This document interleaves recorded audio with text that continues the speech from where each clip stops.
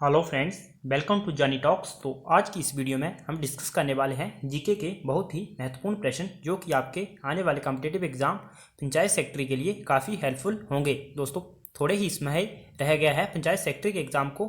आपको ज्ञात होगा जो आपका पंचायत सेक्रेटरी का एग्ज़ाम है वो 22 अक्टूबर को होना है। उसकी जो डेट है 22 अक्टूबर तय करी गई है।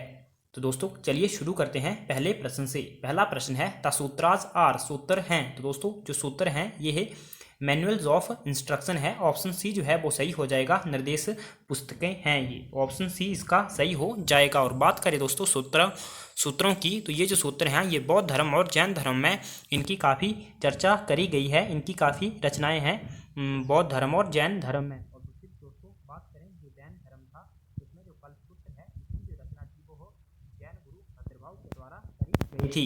अगला जो प्रश्न है वो है Harshvardhan was defeated in south by. तो दक्षिण में हर्षवर्धन को हराया था। दोस्तों जो हर्षवर्धन थे उनको चालुक्य राजा पुलकेशिन द्वितीय के द्वारा हराया गया था। तो इसका ऑप्शन जो ए है वो सही हो जाएगा। चालुक्य राजा पुलकेशिन द्वितीय के द्वारा इन्हें हराया गया था। अगला जो प्रश्न है which of the following sultan refuse to speak to common people. निम्न में से किस राजा ने आम लोगों के समक्ष बोलने से इनकार कर दिया था। दोस्तों वह राजा था बलबन। तो इसका ऑप्शन बी जो है वो सही हो जाएगा। गयासुद्दीन बलबन ऐसा राजा था जिसने आम लोगों के समक्ष बोलने से इनकार कर दिया था। एकात्मक स्वभाव का राजा था। तो दोस्तों जो बलबन था इसने अपने विरोधियों के प्रति दो एवं रक्त की नीति अपनाई थी और इसने हिंसा और जो प्रथाएं थी वो भी शुरू करवाई थी। और इसके द्वारा शुरू की थी जो दुर्ग के चहलकानी थी 40 सरदारों का खून था उसको भी बलबन ने समाप्त करा था।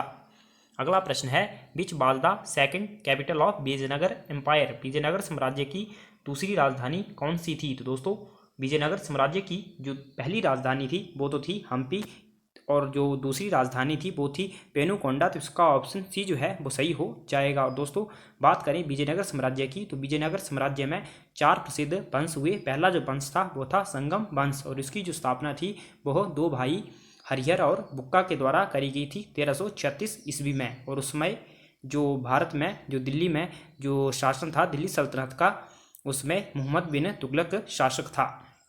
अगला जो प्रश्न है which of the flowing was a critic of Akbar. निम्न में से अकबर का समीक्षक कौन था। दोस्तों क्रिटिक होता है जैसे आलोचक, तो इसमें जो आलोचक था अकबर का वो था बदायूनी। तो इसका ऑप्शन ए जो है वो सही हो जाएगा। बदायूनी जो इतिहासकार था वो अकबर का क्रिटिक था यानी कि आलोचक था। दोस्तों क्योंकि जो बदायूनी थे इतिहासकार उन्होंने अकबर को इस्लाम का शत्रु भी कहा है। अगला जो प्रश्न है the first serious mutiny by the Indian soldier in British army was at.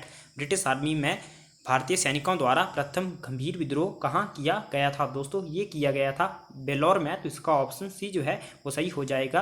1806 में बेलोर में किया गया था दोस्तों सैनिक विद्रोह। और उसमें जो भारत के गवर्नर जनरल थे दोस्तों बंगाल के गवर्नर जनरल थे वो थे जॉर्ज बार्लो।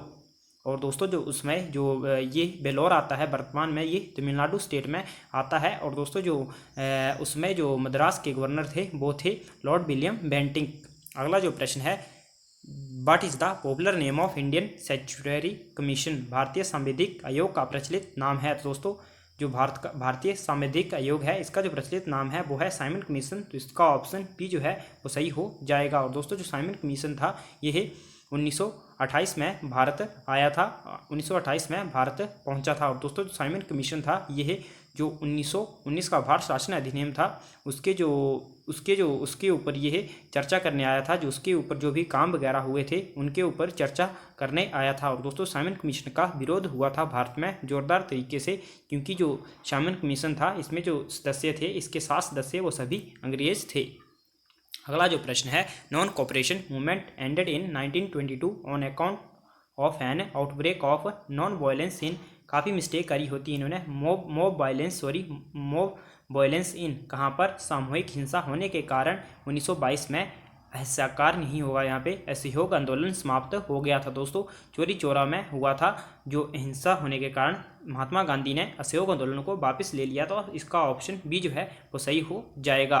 दोस्तों जो जुलूस निकल रहा था चोरी चौरा से वहाँ पर जो जो जुलूस के जो लोग थे उन्होंने एक पुलिस थाने को आग लगा दी थी और उसमें से 20-22 पुलिसकर्मियों की मौत हो गई थी और इससे आहत होकर महात्मा गांधी ने जो असहयोग आंदोलन था उसको वापस ले लिया था। अगला जो प्रश्न है, which of following continents is said to be free of volcanoes, तो निम्न में से कौन से महाद्वीप ज्वालामुखी मुक्त माना जाता है। तो दोस्तों जो ज्वालामुखी फ्री कंटिनेंट है वो है ऑस्ट्रेलिया, तो इसका ऑप्शन ए जो है वो सही हो जाएगा। ऑस्ट्रेलिया में जो ज्वालामुखी हैं वो नहीं पाए जाते हैं। और बात करें सबसे ज़्यादा ज्वालामुखी की, तो दोस्तों वो हो जो पैसिफिक ओशियन है उसके अराउंड यानी कि अमेरिका के इर्द गिर्द पाए जाते हैं काफ़ी जो ज़्यादा जो ज्वालामुखी हैं। अगला जो प्रश्न है, Richter scale is used for measuring, Richter scale इसके मापन में प्रयुक्त होता है। तो दोस्तों जो रिक्टर स्केल होता है वो इंटेंसिटी ऑफ एन अर्थक्वेक यानी कि भूकंप की तीव्रता की माप के लिए प्रयुक्त होता है। तो इसका ऑप्शन जो ए है वो सही हो जाएगा, भूकंप की तीव्रता। और दोस्तों जो रिक्टर स्केल होती है इसकी जो मापक होता है यानी कि इसकी जो गणना होती है वो 0 to 9 होती है। और दोस्तों जो 6 जहाँ पर 6 की तीव्रता रिप्रेजेंट की जाती है, 6 की तीव्रता का जो होता है वो शक्तिशाली भूकंप माना जाता है। अगला जो प्रश्न है, transfer of heat through matter by molecular activity is called, आणविक क्रिया द्वारा पदार्थ से उष्मा का स्थानांतर कहलाता है। तो यह कहलाता है कंडक्शन, तो इसका ऑप्शन ये जो है वो सही हो जाएगा, कंडक्शन कहलाता है। और दोस्तों जो रेडिएशन होती है, जैसे आपको रेडिएशन का एग्जांपल देता हूं मैं, जो हमारे द्वारा जो सूर्य की किरणें होती हैं धरती पर पहुंचती हैं, सूर्य की किरणें ये रेडिएशन के द्वारा पहुंचती हैं। और दोस्तों जो कन्वेक्शन होता है ये होता है आपके फ्लूइड में होता है आपका कन्वेक्शन। अगला जो प्रश्न है, the largest island in Indian ocean is, Hind महासागर में सबसे बड़ा द्वीप है। दोस्तों सबसे बड़ा जो द्वीप है वो है मेडागास्कर, तो इसका ऑप्शन डी जो है वो सही हो जाएगा। दोस्तों ये जो अफ्रीका कंटिनेंट है, अफ्रीका महाद्वीप है, उसके पास स्थित है। अगला प्रश्न है, which of the following is a component of the biosphere, निम्न में से कौन से घटक जैवमंडल का हिस्सा हैं। दोस्तों बायोटिक कंपोनेंट और एनर्जी कंपोनेंट ये तीनों ही जैवमंडल के हिस्सा हैं, तो इसका ऑप्शन डी जो है वो सही हो जाएगा, ये सभी। अगला प्रश्न है, which continent has the largest population, तो काफ़ी इजी प्रश्न है दोस्तों। सबसे ज़्यादा जो जनसंख्या है वो है एशिया महाद्वीप की, ऑप्शन ए जो है वो सही हो जाएगा। 60% जो जनसंख्या है दोस्तों विश्व की वो एशिया महाद्वीप में निवास करती है। अगला जो प्रश्न है, which of the following river valleys of India is dominated by ravines, निम्न में से कौन सी भारतीय नदी घाटी दर्रों द्वारा घिरी हुई है। तो दोस्तों चंबल नदी की जो घाटी है वो दर्रों द्वारा घिरी हुई है, तो इसका ऑप्शन जो डी है वो सही हो जाएगा। और दोस्तों जो चंबल नदी है ये मऊ के निकट जो जैनपो पहाड़ी है इंदौर जिले में वहाँ से निकलती है। अगला जो प्रश्न है, रेड सॉइल इज पोरिन, लाल मृदा में अल्प मात्रा में होता है। तो दोस्तों जो लाल मृदा होती है उसमें नाइट्रोजन, फास्फोरस और लाइम इन सभी की कमी होती है, तो इसका ऑप्शन डी जो है वो सही हो जाएगा, ऑल ऑफ दीज। और दोस्तों जो रेड सॉइल होती है ये रिच होती है, यानी कि रेड सॉइल जो होती है उसमें आयरन की जो मात्रा है वो काफ़ी ज़्यादा पाई जाती है, आयरन में रिच होती है रेड सॉइल। दोस्तों आपको कमेंट करके बताना है जो लाल मृदा है ये किसके कारण लाल होती है, किसकी वजह से लाल होती है। अगला प्रश्न है, कंसबाती प्रोजेक्ट इज सिचुएटेड इन, कंसबाती परियोजना अवस्थित है। दोस्तों जो कंसबाती परियोजना है यह वेस्ट बंगाल में है, ऑप्शन बी जो है वो सही हो जाएगा, वेस्ट बंगाल में है कंसबाती परियोजना और यह कंसबाती रिवर पर स्थित है। अगला जो प्रश्न है वो है, which of the following places is are known for lignite, lignite के लिए निम्न में से कौन सा स्थल जाना जाता है। दोस्तों लिग्नाइट कोयले के लिए जो स्थल जाना जाता है वो है पलाना, तो इसका ऑप्शन ए जो है वो सही हो जाएगा। और दोस्तों जो खेतड़ी है ये राजस्थान में स्थित है और यह तांबे के लिए प्रसिद्ध है, और कोरबा जो है दोस्तों यह छत्तीसगढ़ में है। अगला प्रश्न है, the Lok Sabha secretariat works under the direct supervision of the, किसकी प्रत्यक्ष निगरानी में लोकसभा सचिवालय कार्य करता है। दोस्तों ये कार्य करता है जो लोकसभा का स्पीकर होता है उनके अंडर, तो इसका ऑप्शन ए जो है वो सही हो जाएगा, अध्यक्ष। अगला प्रश्न है, which one of the following is a feature of presidential government, निम्न में से कौन सा एक अध्यक्षीय सरकार का लक्षण है। तो दोस्तों अध्यक्षीय सरकार का जो लक्षण है वो है सेपरेशन ऑफ पावर, यानी कि सत्ता का पृथक्करण, ऑप्शन सी जो है वो सही हो जाएगा, सेपरेशन ऑफ पावर्स। अगला प्रश्न है, the right to seek advisory opinion of the Supreme Court on any question of law or fact belongs to the, विधि अथवा तथ्य संगत किसी भी प्रश्न में सर्वोच्च न्यायालय का परामर्शीय अभिप्राय जानने का अधिकार है। दोस्तों ये अधिकार होता है राष्ट्रपति के पास, तो इसका जो ऑप्शन ए है वो सही हो जाएगा। राष्ट्रपति के पास है यह अधिकार जो एडवाइजरी ज्यूरिडिक्शन होता है, आर्टिकल 143 के अंतर्गत यह आता है।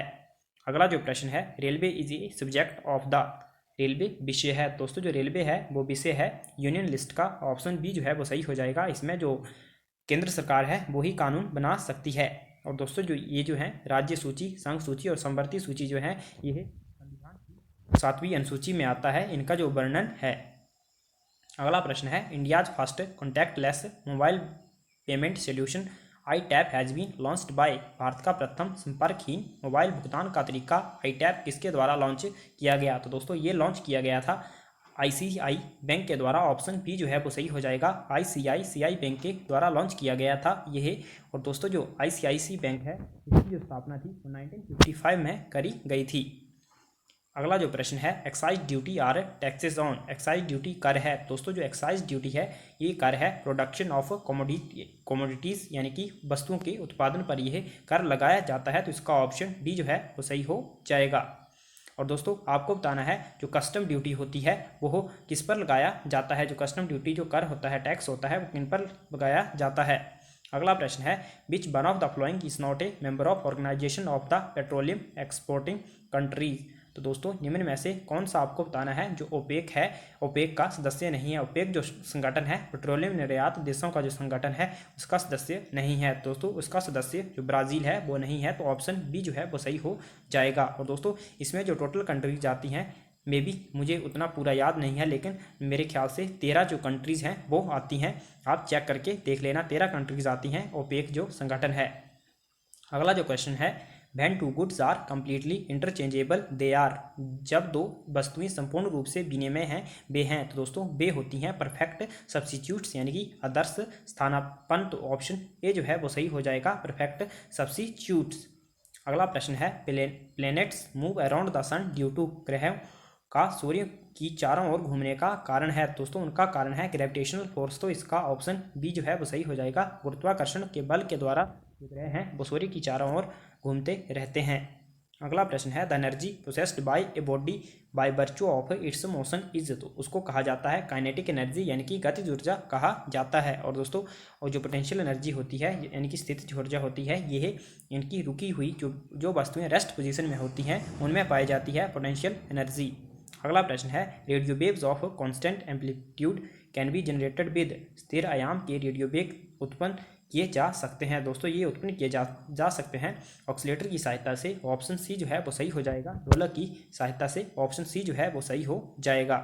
अगला जो प्रश्न है, washing soda in water turns, जल में वाशिंग सोडा परिवर्तित होता है। दोस्तों ये परिवर्तित होता है एल्कलाइन में, तो ऑप्शन बी जो है वो सही हो जाएगा। और दोस्तों जो वाशिंग सोडा होता है, यानी कि धावन सोडा होता है, इसका जो केमिकल नेम होता है वो आपने कमेंट करके बताना है। तो दोस्तों आज की वीडियो में इतना ही। अगर आपको वीडियो पसंद आई हो तो वीडियो को लाइक करें, शेयर करें।